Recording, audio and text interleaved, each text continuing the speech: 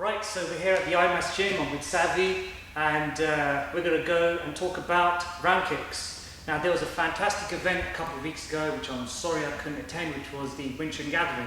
But a couple of my guys went, and there was consequently some videos afterwards, and some great fights. We're organised by Dwayne, I believe, showing great heart, good skill level, and balls, more importantly than anything else. Because I tend to find that people don't like to put their money where their mouth is. So anytime practitioners, especially Wing Chun guys, go into that environment, much respect.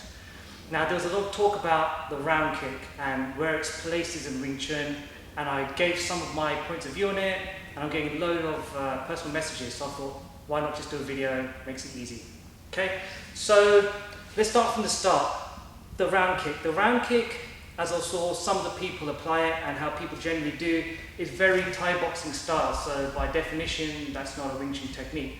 It's not that there isn't a round kick in Wing Chun, it's just that it's applied a little bit differently with a slightly different focus, okay? So if we understand a little bit about the standard round kick, you know, I have my opponent over here in a Muay Thai match, there's people watching and there's a big play there and they smash it in, okay? There's big movement in the hands, big in the legs because they want maximum power, maximum damage. It's also a spectator sport. So there's a lot of people over there and everyone's like, hey, every time you throw a kick. When I was in Thailand, I spent a few years over there, going back and forward, and every time I threw a kick, they hated it because it was silent. You know what I mean? There wasn't too much going on in my body, but the impact was big on my opponent's body, and they liked the big show. Okay? So it's applied a little bit differently. It's not to say that that standard kick doesn't damage. It does plenty of damage. But like with everything, if you concentrate too much on one aspect, you lose out some other aspects. And it's no secret that Thai boxing lacks a little bit in the hand fighting department in terms of punches. Okay? So with that in mind, we've also got to give you a different way of looking at things, because we're Wing Chun practitioners, right? Kicking range, punching range, kicks and punches, kind of like pedestrian level thinking. What we do is a lot more sophisticated than that. So we're talking joint depths, all right? To say that this is kicking range is not strictly true, because I could be here and still kick, yeah? To say over here isn't grappling range, isn't grappling range and I can't use my feet to do trips and throws and stuff, of course I can, right? It's just because people attach a particular feeling or want to this, like this is my leg, it's for kicking, it'll only be that. What it is a lower body architecture that I'm going to use to distort and manipulate my opponent. Yeah, no different than what you do with your upper body. The legs are as articulate as the upper body if you train in that way. Alright, so let's talk a little bit about the power of the Wing Chun kick and how it's delivered. So like I said, the standard Muay Thai, please switch to after me please. The standard Muay Thai kick is a big horizontal chopping of the shin all the way in. And yeah, it hurts, but think about all the things I give up. I rotate through. I mean, everybody's seen it when the Thai boxers are shadow boxing, and they'll kick and they'll go all the way through and they'll spin, right? That means that they don't have that much control of their body. There are big gaps in there where my opponent can take advantage of this situation, right? And as Wing Chun practitioners, we don't allow that. Secondly, if I swing my arms down, yeah, it helps generating lots of power, but I've got nothing to occupy these gates over here. So I mean, what is he going to do? He can time in and start smashing me. So, you know, things to bear in mind over there. But how am I going to hurt this guy? So the Wing Chun kick, as we do it, is applied a little bit differently. First of all, let's figure out our target area. For now, we'll just keep it along the thigh over here because that's how people think of round kicks, all right? So if I kick at this horizontal angle, even if I like punch through and Savvy keeps his leg relaxed, you know, this is going to hurt. So he's got to sit on it a little bit, causing a muscular contraction, right? And that actually even hurts my hand a little bit. It's got the muscles contract and bounces me off him, right? Feels okay. So if I just use my thumb over here, right? Just that, right? Bypasses all of most of those that contraction over there, and it allows me to go in and really hit the nerve and maybe even go deeper into the bone, right? So that means that the angle of my attack is a little bit different. Sure, you can do horizontal, but just bear, you know, that's going to be more foot, and it doesn't really impact the structure over here, right? Next thing is the trajectory of the hip. I don't really want to come out. I can come out, but the likelihood of me hitting with the flat part of my shin and him defending it and getting a stacked leg like Anderson Silva, Chris Weidman fight is quite high. I'm not going to have that. Also, our eyes are trained to pick up circular motions. So the minute that I come around, he's got to react straight away. When straight is perceived as less of a threat, he'll react later and I'm able to hit him, right? If, how you're going to get the angle over here, I can just step to make the angle, or depending on the mobility of my hips, I can just fire it in where I am, okay? Next is the surface area of my kick. I don't really want to kick down there. Again, I can. If I did, I'd be kicking lower down on his calf over here, right? What I want to do is, if you've got these nice Fairtex shin pads, I kick where the label is, all right? It's a denser chopping area, and it allows me to embed more weight into him. I can start to distort his structure, right? So if I kick just with my foot, and he can be strong there, same on the inside, right?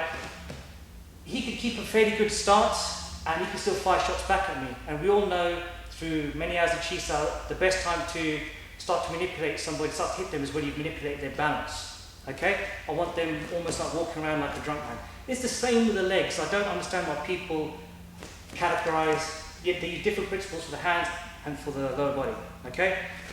So bearing in mind, remember, I'm not kicking as such. I'm using lower body architecture to manipulate my opponent. It's a little bit of a different emphasis, okay? So when I'm kicking with the, if I'm doing the inside kick, for instance, okay? If you change your leg from inside to the end, right? So let's just say we're both orthodox right now, right? I don't need a step. I can do if I want to take myself off the line, but I can just from here fire it, accessing my hip. And because it's on the denser part of my leg and I'm using my weight, I can actually start to destroy structure. It's the same on the outside of the right? It's the same on the outside. If I go here and he tenses his leg up, it's got a sting, but it's not doing what I really need it to do. I'm just going to lift it, go at a diagonal trajectory, 45 degrees up, and almost think about kicking his other hip. The toes are fairly up, they may be at 1 o'clock, okay? Just here, and I can start to destroy his structure. Easy, no problem. Yeah. Right, yeah, sorry, Sally. Right, so the next thing is, I'm not really doing a massive load over here. I want my hands in the mix. I need to be occupying the area over here and just manipulating the guy's lower body. This is super important because I want to be able to use my punches or my chisao, etc.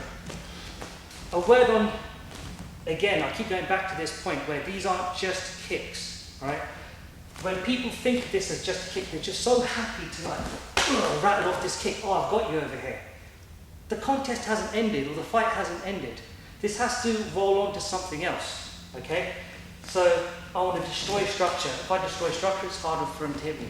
Maybe I destroy structure and I just sit and keep distorting his structure. Then we can start going on into our grappling, etc. Maybe he's got a very, very tight guard over here, and I'm going to use this to open him so I can punch straight down the pipe. So many options, but that's because I'm not thinking of, yeah, that must have stung or got you. All right, so it's a little bit of a different emphasis to it. How am I going to apply these in combat? All right, again, the guys were doing great in the video, but everybody, again, segments between the upper and the lower body. They're either punching, and then they're kicking, and then they're punching, and then they're kicking, okay? Why not use these tools that you train an extraordinary amount to help set up this leg kick? Good leg kicks are set up with good punches. So if I can, defending up here, easy, right? Easy, my hands are in the mix, I'm hurting him, I'm making him block up, and I can hit him, right? Also, why not, when he's here, I'll put weight on that leg. Look, if he sees the kick coming, I'll throw a bad kick, he's got to check it, right? So I don't want that, so he's got to check it. So I'll put weight on that leg. Now it's harder for him to check, I can do things with it now. Yeah? It's the same way if we're here, I'll throw a left hook, I'll put the weight on the leg that I want to kick.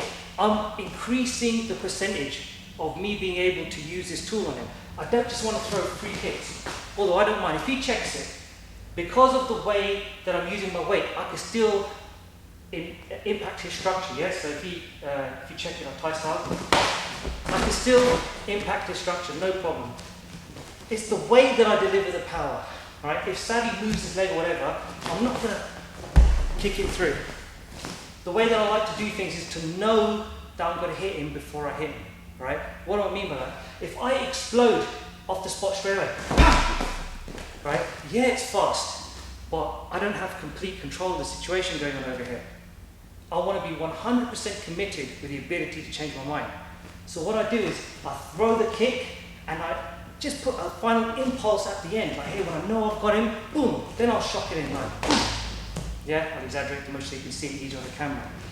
That's the way I'm able to embed force into my opponent over here without really ruining my structure too much. Maybe he moves. I was nowhere near, so it doesn't impact my structure, it doesn't mess with my mind frame. Okay, so super important, especially when you're sparring. So how can we train this, right? So I've got a couple of ways that we can train. Let's get the kick shield over here. Alright? So I'll take this off so it's easier to see. So you'll see the difference when you're kicking at a leg as opposed to attacking a structure, right? I'm here, I'm Thai style, and I'm going to swing it in, and it's here. And it's very impressive, you know, makes a loud noise, everyone's like, ooh, you know. But that's not what it's all about. Wing Chun's like the silent killer, you know what I mean? So we're here, I'm just going to embed my structure into his leg, and just boom. It's no problem, yeah? I can completely destroy the structure over here. Again, I'm going to swing up like I'm walking, and just inject that power right at the end. Just hit, boom.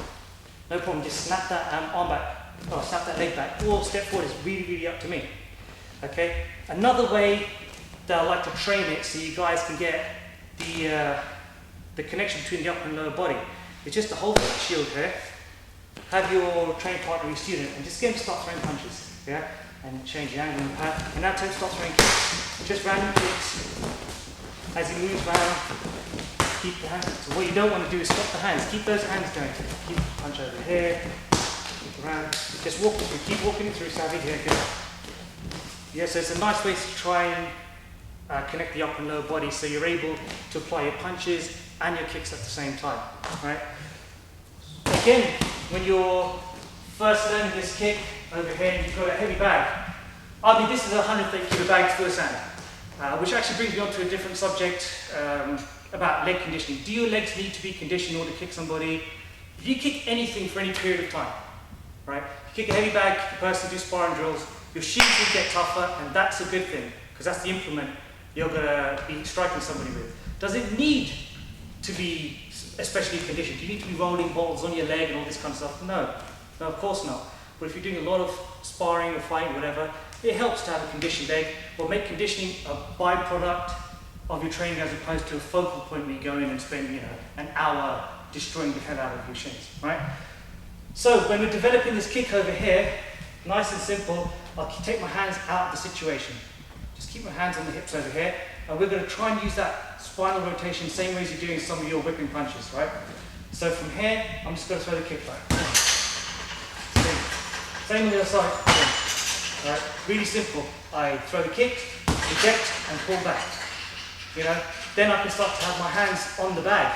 Yeah? Easy.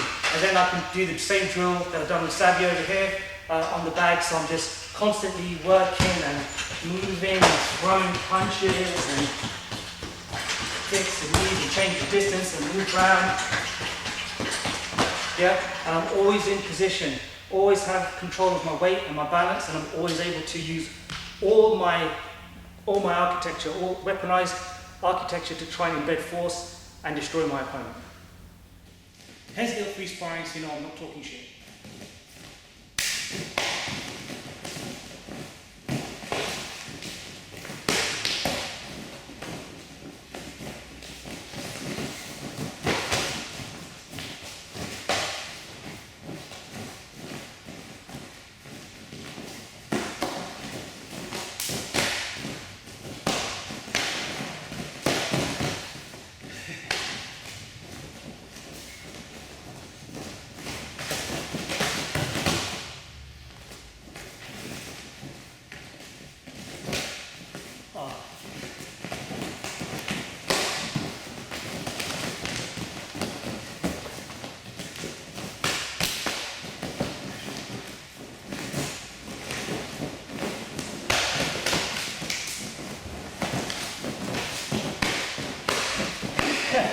you.